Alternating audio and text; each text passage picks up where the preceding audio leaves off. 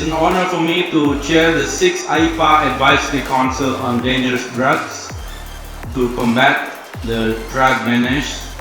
And first of all, speaking for myself and on behalf of the leadership of the community, I wish to express our sincere thanks to you for your confidence and support. With the hard work of all, we will bring this meeting to a successful conclusion.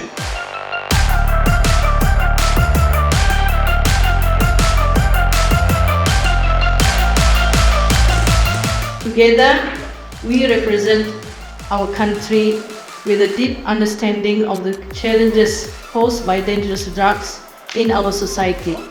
Brunei Darussalam will always remain devoted in our dedication to promoting regional cooperation and a drug-free Asian community.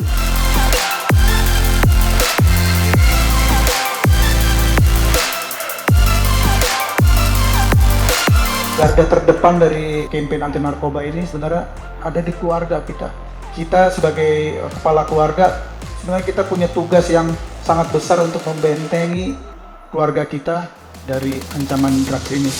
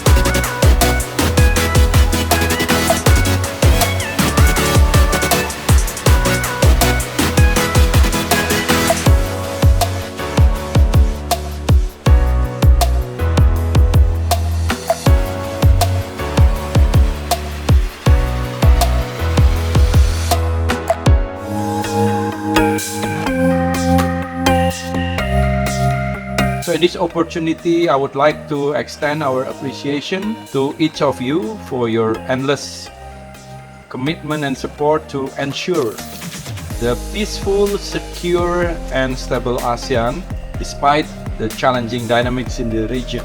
So once again, thank you for being here, and I wish you an enjoyable evening and value your participation in the 6th AIPACODD meeting, and enjoy your dinner.